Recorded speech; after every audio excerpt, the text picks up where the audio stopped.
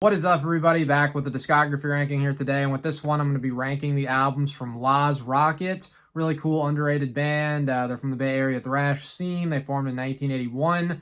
Originally they were together until 92. They broke up for a while, got back together in 2005, put out one album in their little reunion there in 2008 called Left for Dead, and again they've been on hiatus since 2011. So hopefully they get back together because they're great, but they put out 6 albums. Most of them are really good. They originally started out kind of like a power metal, traditional metal mix, and then on their third album, Know Your Enemy, they transitioned into like a Exodus style thrash. They really remind me of Exodus a lot. So if you like Exodus, you'll love this band. And gonna rank their albums here from my least favorite to my favorite.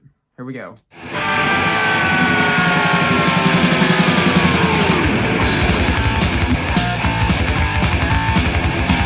Starting off the list at the bottom, number 6 is going to have to be No Stranger to Danger, their 1985 album. Now, this one was their second full length, and on this one, it's kind of weird because, you know, some of the material on it is thrashy, but a decent bit of it sounds almost like they were leaning towards glam metal a little bit, and bits of it sounds kind of cheesy, like Dreams Die Hard's got like a, you know, just a really cheesy, like anthemic, like gang vocal chorus. It kind of sounds like they're trying to be like Def Leppard, but it's not as good. And I mean, there is some pretty good moments, like Backbreaker is, you know, a faster, heavier song, but overall, you know, from the debut album, it was a bit of a step down, I think, and then they took a big step up with the next album, but overall, this one is just a little bit forgettable to me.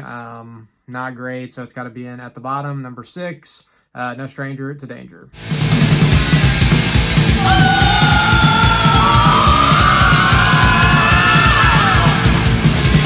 Next up at number 5, I'm going to go with their debut album, City's Gonna Burn. Came out in 1984. Solid stuff. They did get a lot better, as I'll get to, but, you know, decent start to their career. Looking at these tracks, Take No Prisoners is an absolute ripper. Some really good high screams on here from Michael Coons, their singer, who was on all their albums. He's got a cool voice. You know, that kind of raspy, scratchy voice that you'll typically hear in a lot of thrash bands. He sounds kind of like you know, Zetro from Exodus. As I said, the band reminds me of them a lot, but Caught in the Axe, pretty cool song as well, and probably Forced to Fight are a couple of my favorites, but the guitar work on this from Aaron Jalum and Phil Kettner, really good. They are the classic guitar players. You know, great stuff, good duo, but cool album. City's Gonna Burn, my number 5.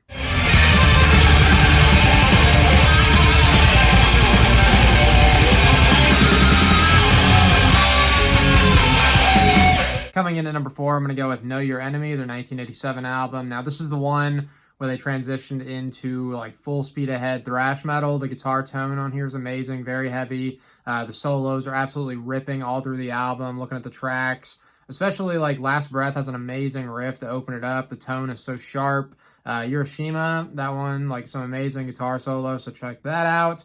And probably Shot to Hell is my favorite songs, but top to bottom, really good. It pains me to put it down here at number 4.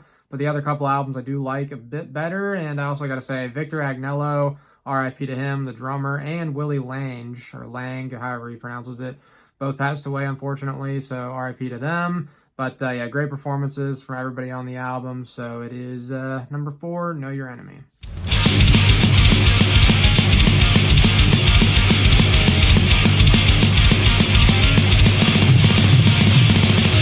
Coming in at number 3 is Left for Dead. Really, really great album here. It's one of my favorite comeback albums. Came out in 2008, so there was a 17-year gap between their albums here, and it is an absolute ripper. Right from the opening song, Brainwash, just the riff, the tone, the drumming is ridiculous and amazing, very fast. The vocals from Michael still sound really good. Phil and Aaron on guitar. Still, it's got 4/5 of the classic lineup, everybody but the drummer, but you know, everybody clicking on all cylinders here. It's a good album from top to bottom. As I said, Brainwash is easily my favorite song to open it up. Delirium Void, Erased, My Euphoria is really cool. Top to bottom, really, really cool album, so check it out. Left for Dead, number 3.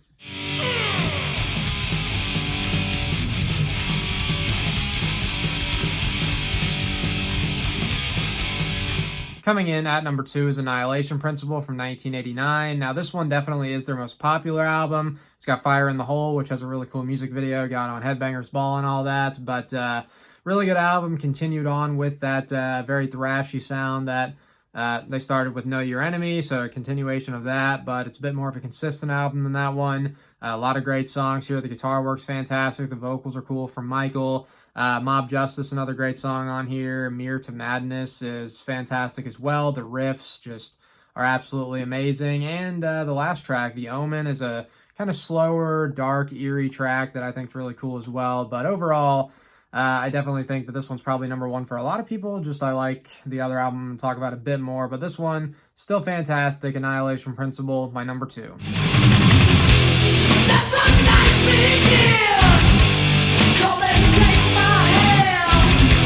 And taking the number 1 spot is Nothing Sacred from 1991. Now, this one, you know, it's a bit heavier, faster, more aggressive than their previous material at the time.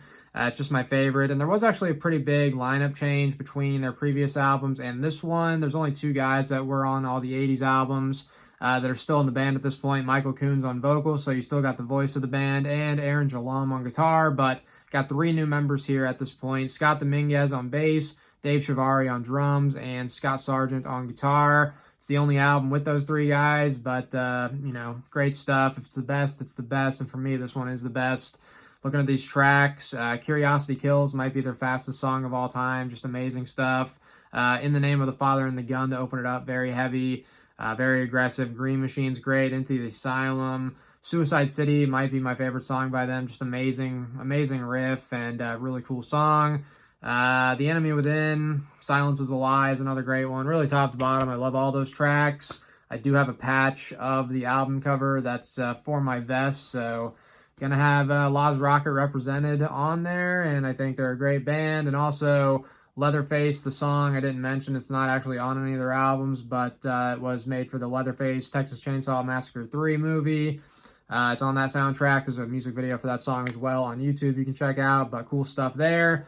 But yeah, Nothing Sacred, my number 1 album. I do dig stuff from all these albums, so great band. You can let me know what you thought about my list in the comments. Give me your ranking of this discography.